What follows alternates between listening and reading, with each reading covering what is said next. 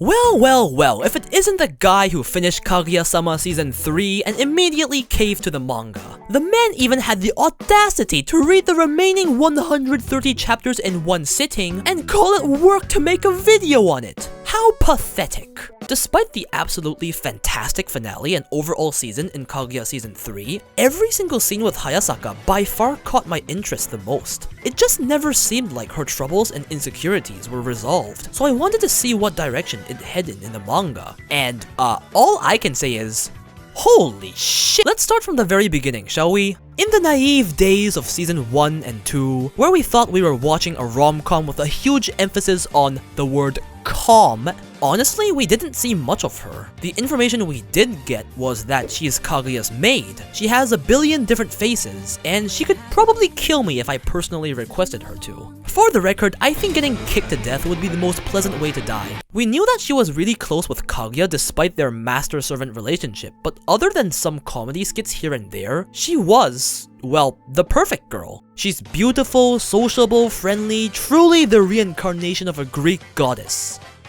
If they were blonde and cute. Okay, look, I'ma say it. She was waifu bait. You know, the genre of waifus that are absolutely perfect in every single aspect possible, can be as cute as you want them to be, don't exactly require character development because the development went somewhere else. You could argue that there were small holes here and there, but the first big hole hit in Season 3 Episode 2, the karaoke episode. In this episode, through my self-discovery of questioning whether I actually like NTR, we find out that Hayasaka has been jealous of the normal life Kaguya had been living and despite appearances, had quite the twisted personality. Then we also find out that she really just wanted to live life as a normal girl and have a normal high school romance, but was so busy with Shinomiya work that she literally couldn't. Jesus Christ, someone call Child Protection Services, this can't be legal! And finally, we have this extremely concerning line, and I quote, "No one will ever love you unless you're acting." You know what? Forget Child Protection Services. Actually, don't forget Child Protection Services. But Jesus Christ, get this girl a therapist! This never felt like it truly concluded in Season 3, so obviously it would get brought up later in the manga. What the fuck? You wake up at what time? You have to do what? And what? Bro, I think the Chinese children in sweatshops have an easier life than you, Hayasaka. And you know, I would FBI the Shinomiya family, but I'm pretty sure the Shinomiya family is the FBI. But yeah, you guessed it. I'm here to talk about Hayasaka's big arc. So, let's just say we went from fucking around in a student council room to almost being murdered.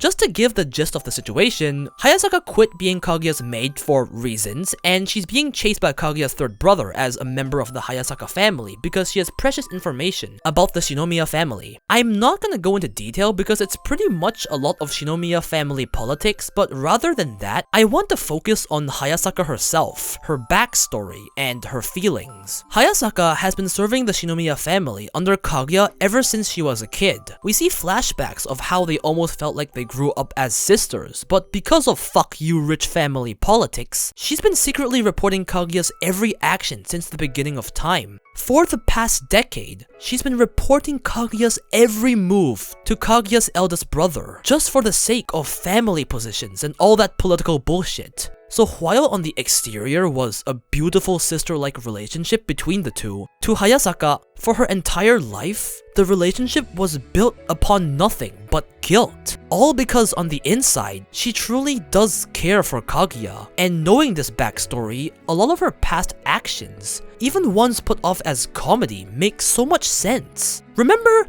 no one will ever love you unless you're acting? Yeah, she's been acting for a decade. Not acting will destroy her most precious relationships. Remember how we all loved the perfect waifu that could become a gal, a maid, a spy, anything you wanted?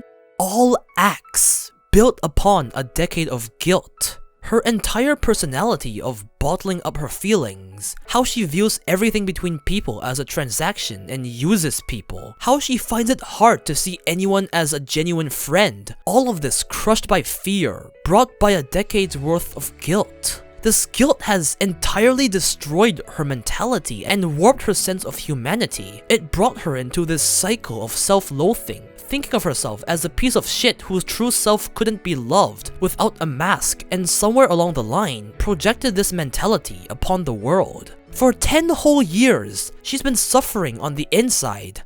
See, I told you guys the idols are never actually happy, but that's why, at the end, after Kaguya found out about the betrayal and uncharacteristically wanted to forgive her just because of how much she loved Hayasaka, it freed Hayasaka mentally. After 10 years of guilt, 10 years of self-loathing, 10 years of fearing she would be hated by the one person she loved the most, she earned her forgiveness. I cannot even begin to imagine the emotional burden she had been carrying this entire time. All the Chinese children at the sweatshops had to worry about was being paid. Privileged fucks! The sentence, Hayasaka is free, sums up everything perfectly. She's not only free from the physical labor of working 26 hours a day alongside school, but more importantly, she's finally free from all of the emotions she had been carrying for so long. And god fucking damn, this panel makes me so happy. After so much suffering, she's finally able to live the life she's always dreamed of as a normal high school girl. She's finally able to talk to and make friends normally. She's finally able to get along with Kaguya not as master and servant, but as best friends, or essentially sisters. You could say that she is no longer a slave, free from her suffering. Time to destroy the world! The most ironic thing about the whole situation was how the whole mentality Hayasaka had on friends was brought upon by her being in her own head. While she viewed everything as a transaction and couldn't see any human interaction as genuine, nobody else saw it that way. She had genuine friends in her class. Miyuki saw her as a good friend. Kaguya loved her so much she forgave a 10-year betrayal. She might have been putting up an act the entire time, but everyone else genuinely cared about her. She just couldn't see it all this time because she had painted herself with negativity. To me, that's the beauty of Hayasaka's entire story. They say that dumb people take 10 seconds to choose the simplest answer, while smart people take a decade to reach the same conclusion. Yes, the whole Shinomiya family politics was more complicated than PhD calculus. Yes, Hayasaka had an absolutely fucked life. But despite these complex as hell situations, the answer was so simple. All she had to do was open up and be a genuine person. Yet the perfect girl couldn't see all of this just because she clouded her own world with so much negativity. Although none of us have ever had to go through something as fucked up as the entire Shinomiya family, hopefully, Hayasaka's whole story is a reflection of our mindset, telling us that maybe some of the problems we face is just our mind fucking with us. Perhaps if we just view the world and people around us in a different light, half our problems would just go away. Like, you know those times when you sit down at a restaurant and eat with a bunch of people and there's one piece of meat left and you don't know what to do with it and you want to eat it but you don't want to look like a greedy piece of shit and you leave it there but you're still hungry and you hate people for hating? I've always been a fan of the perfect girl type in anime. Okay, look, yes, I'm a weeb. I fall for waifu bait, okay? But adding this layer of depth to Hayasaka really made me fucking love her so much. This final panel says everything. That smile says everything. She's finally free, and it's beautiful. So the message of the story is, guys, be positive and believe in your friends. God, I sound like a shonen protagonist. Thank you so much for watching this video. If you want more weeb content, then be sure to subscribe. With that, I'm gonna go place my order on this new Hayasaka Dakimakura they just released.